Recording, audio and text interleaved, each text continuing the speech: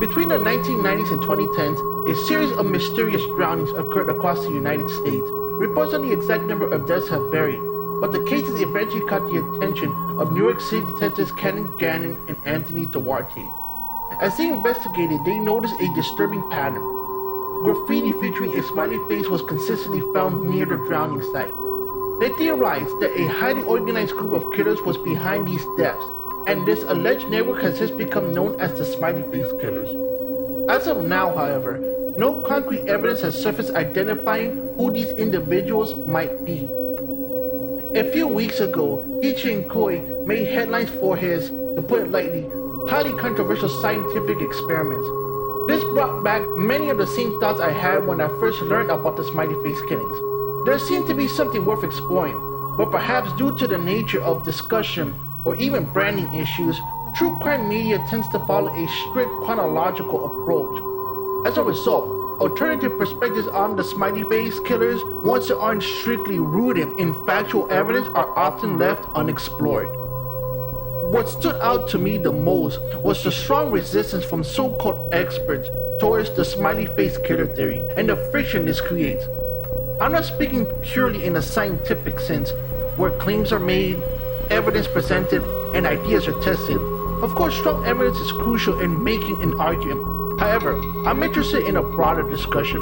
While most people focus on whether the Smiley Face Killer theory is true, the presenter of this video is more concerned with what the rejection of the theory itself signifies and its deeper implications.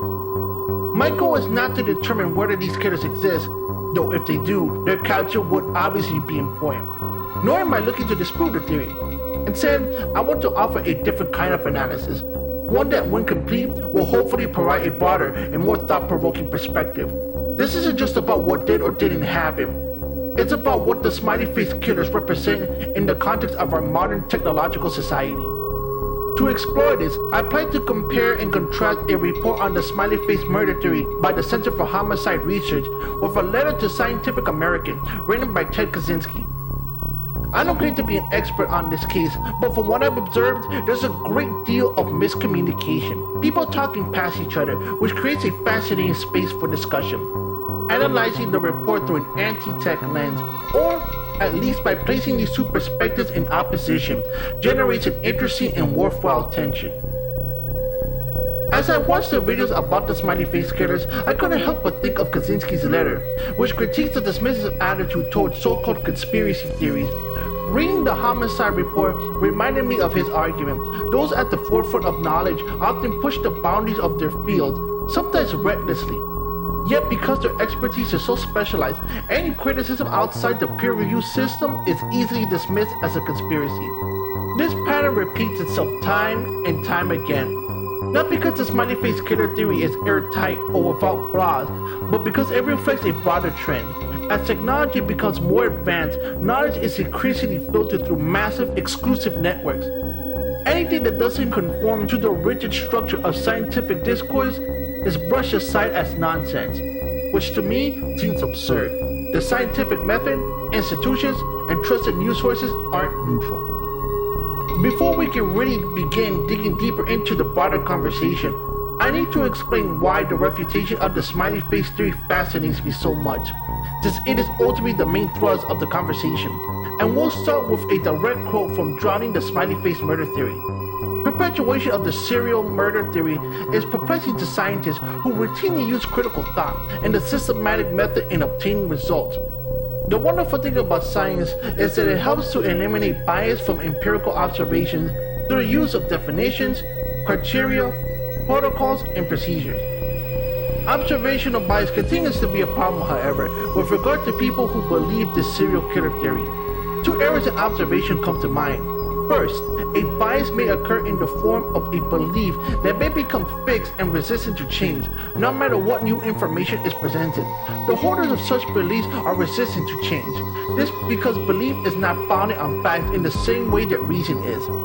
Groupthink is the condition by which observers are unduly influenced by the apparent authority of other observers, thereby creating a form of peer pressure to conform to their viewpoint. highly decorated and well-seasoned lead homicide investigators from the largest city in the United States acts as the central authority in the Smiley Face Killer case. Emotional investment of an authority figure further perpetuates this misguided theory, drowning the Smiley Face Killer case. This idea underpins the entire refutation of the Smiley Face Killer theory and lies at the heart of industrial, technologically advanced societies. The belief that science, experts, and institutions are neutral, or better yet, that there's a mythology behind them. And I don't mean mythology in the sense of mere fanciful stories, but rather a series of events strung together to form a narrative about what science is, what it was, and what it has ultimately become.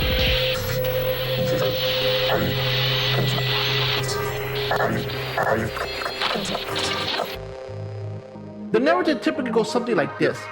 After the Dark Ages, which are often depicted as a period of stagnation, held back by dogma and superstitions, a group of individuals emerge to challenge the outdated beliefs that no longer explain how the world truly worked. At first there was resistance to change, but eventually through the formation of a more streamlined process such as peer review, criteria, protocols, and procedures, science and reason took hold. Now I hope you're still with me, because there's a reason I'm setting this up the way I am. I want to highlight the structure of how this story is typically told. It's not that these developments didn't happen, but at the end of the day, this is a story. A narrative that is repeated over and over again. Even true crime channels fall into this framework, and not necessarily because they succumb to groupthink or observational bias as the article suggests, but because there's a much larger, widely accepted narrative about how we understand technological progress.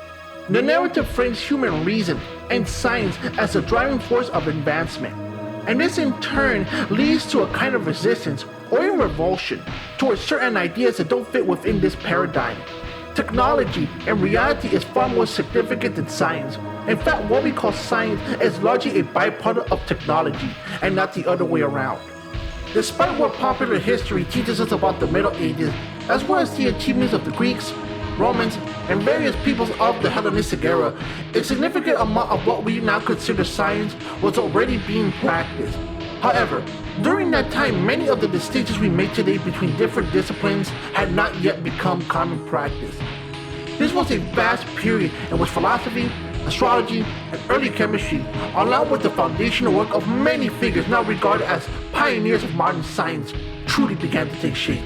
After 1,000 years, the power of astrology collapsed when the progress of astronomy, led by Copernicus, Kepler, and Galileo, overthrew the false hypothesis upon which its entire structure rested, the geocentric model of the universe. The revelation that the Earth moves through space disrupted the intricate system of planetary influences, and the once prophetic stars, now relegated to the unfathomable depths of the sky, fell silent. Celestial mechanics and spectrum analysis stripped them of their mysterious prestige.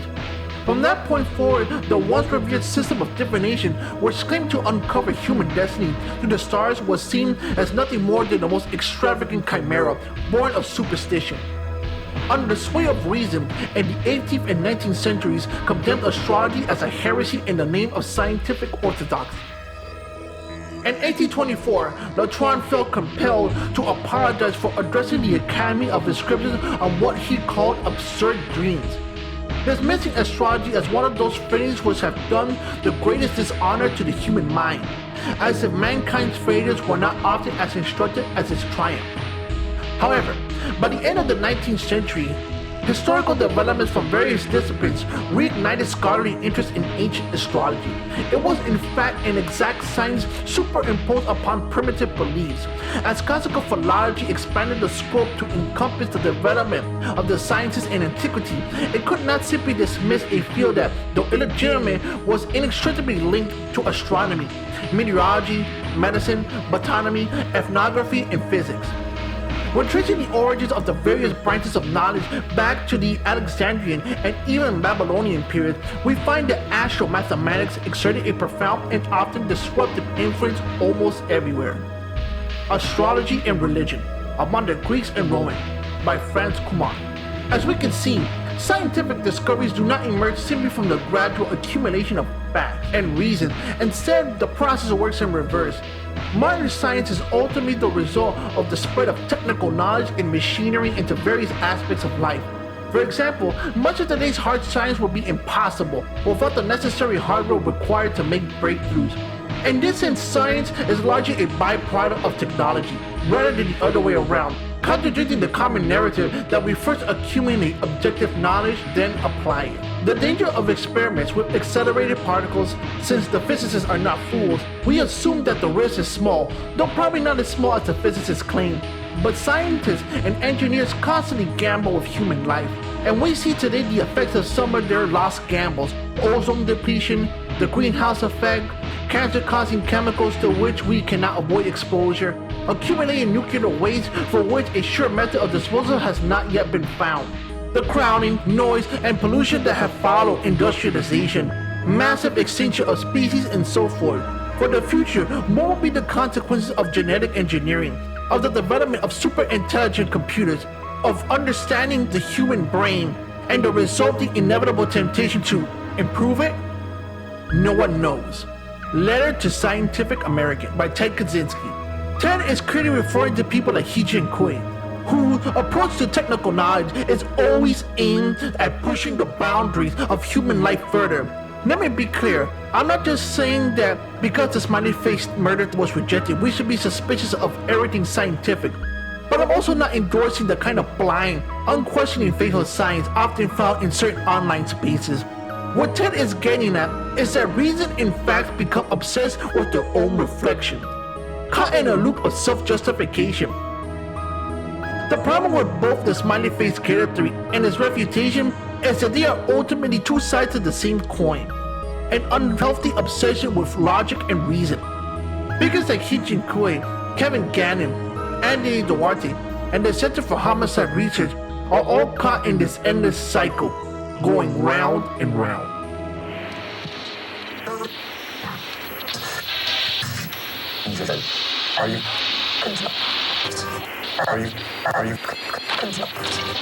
At present, there seems to be an even greater push by academic institutions to combat misinformation and conspiracy theories online. However, if we look further back, this isn't just a modern issue. It's an inherent part of living in a technologically advanced society. Contrary to popular belief, conspiracy theories are not considered dangerous simply because they present incorrect data or facts. Instead, they pose a threat because this kind of thinking cannot be easily mapped onto the structured diagrams of how the world is supposed to function. Despite what movies like V for Vendetta or Brazil might suggest, depicting authoritarian powers crushing dissent, the reality is often quite different. Ideas that don't conform to established narratives are actually highly disruptive to a technological society, because they introduce unpredictability. Issues like mental illness, crime, and political corruption aren't just inconvenient, they are fundamentally bad for business. The following isn't necessarily a direct quote from Drowning the Smiley Face Murder Theory, but I will briefly present some of the shortcomings of the Smiley Face Murder Theory as they have presented. Issues with time order, the fact that graffiti is omnipresent, and that none of the smiley faces exactly match one another, among other points. Both the Smiley Face Murder Theory and its refutation are simply two different versions of the same idea, that we can understand reality through models. The friction between the two does not come from one being outright wrong or dangerous, but from the challenge they both pose to the assumption that specialization and facts always go hand in hand. However, when we dig deeper, we see that specialization and facts are often in conflict rather than working together seamlessly. Now that's a statement that might ruffle a lot of feathers, or better yet, upset the experts at the Center for Homicide Research, but this lies at the heart of the actual problem of what the Smiley Face Killers is. It's not an argument of facts, because facts are really just the further extension of power that the technocratic class has imposed on people. It's a continuation of the myth of how technology works, that a lone genius through a rationalized process has come to the truth. But the reality is that anything requiring specialization or abstraction isn't organic. Scientific progress in the modern era, as we previously discussed, works the other way around. First comes a breakthrough in an area of knowledge, then comes the technology. It would be impossible to even do fingerprinting analysis if it weren't for breakthroughs and changes in other areas of knowledge. This is another illusion. Facts and reality are a post hoc myth to further justify and specialize knowledge. The specialization of knowledge is just the experts getting their tentacles on everything, then breaking it down into its constituent parts and dissolving it for social power. This is what causes much of the friction between so-called conspiracy theories and so-called experts. In reality, most conspiracies are actually quite tame, and don't truly believe in anything that radical, because in order to justify most of their myths, they too employ many of the same tactics. Not that there has never been a conspiracy, or that there has never been any shady figures at work, and not necessarily that we can ever know what is true. That's another conversation for another time. What I'm getting at is trying to break this frame that things are based on fact. Fear of change to cope with reality is always an excuse to dismiss the very problems that the people who are dismissing it caused in the first place. I have been up until now using the term conspiracy theories in a very narrow sense in an attempt to make the video more focused. Because of what we think of as conspiracy, as we have seen, does not arise from not having the right facts or being misinformed, but as a consequence of a society run by experts. Monsters of the past have included Bigfoot, Martians, UFOs, the boogeyman, dragons, witches, and the like. As a culture, we feel a need to project our excessive fears, sadness, and hatred onto these beings. In times of great uncertainty, whether the aftermath of a loved one's abrupt drowning, or the community struggle to cope with the rapid technological change, our fears are greatly exacerbated. Though many former monsters have been debunked on the internet, society continues searching for something or someone more tangible to blame. With all the focus in the last few years on CSI and other crime-solving shows, it makes sense that serial killers are once again our elusive and vicious monsters of choice. Whatever the reason, the Smiley Face murder theory has been resistant to myth-busting. College students were drowning in the river long before most of those identified cases occurred, both here and in many countries around the globe. And they will continue if we do not take steps to control alcohol abuse within this college age group.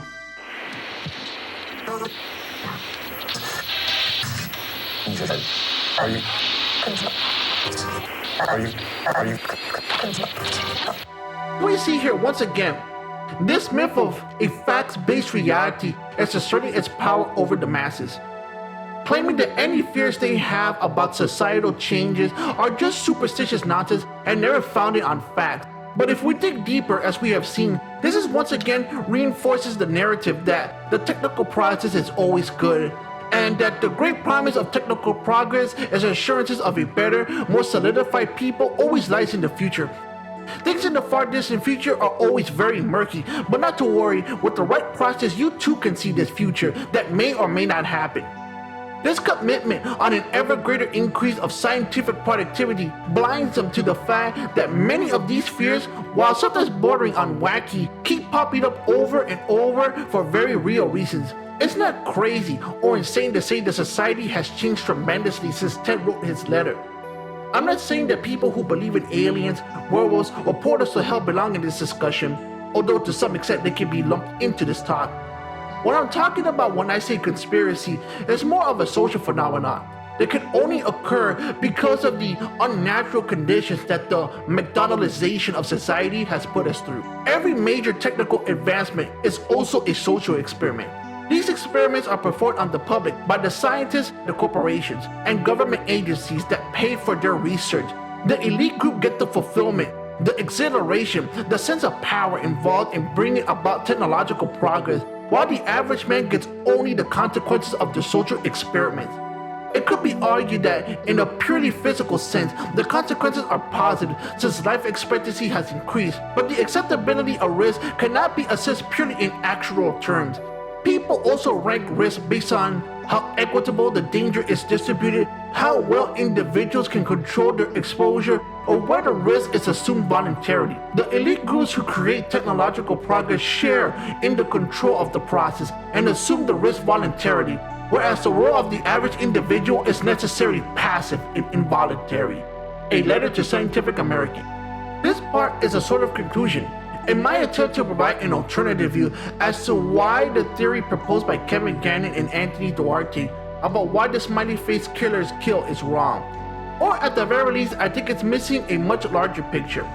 If the killers, as they suppose, meet on the dark web, this poses serious problems for the many myths we have been told about technology, that it's about how it's used, and it's dependent on the user. This, once again, as I stated in the last section, is more buying into the myths we have discussed at length, and shows that in many ways these conspiracies are a reaction to very real changes that happen in our society. But since we are only ever allowed to have a scientific outlook on things, it's basically almost impossible to try and break from this frame, making it easy to redirect whatever actual criticism of the system could have been had and pacify whatever worries people might have had. This is also another illusion. Technology does not care whether a person is good or evil. It's ambivalent to the users. You're going to get good, but you're also going to get a lot of unforeseen bad. These unwanted side effects are always sadly seen as negotiable. And in many ways, this has allowed the Smiley Face Killers, if they do exist, to evade capture. Because in this frame of mind, the problem is that we just don't have enough data, and we need good technology, we need better education, etc. But all of these are illusions. You cannot separate one from the other. And in a sense, the drowning the smiley face murder theory is correct, that they're chasing a myth. As they mentioned in their report, the smiley face is ubiquitous in many cities and can be all over. But this tells us something further, that at society scale, the promise of good technology are always the foremost things in people's minds.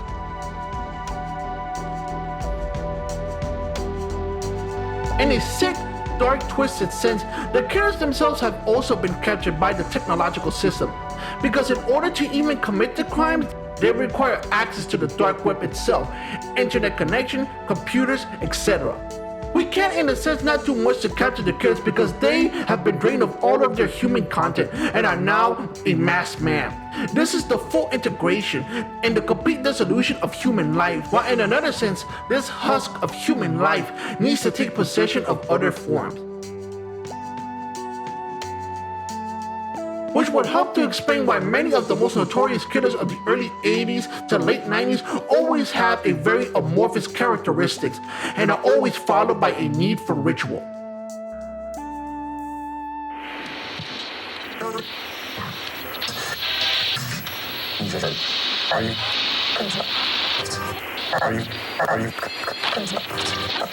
Side.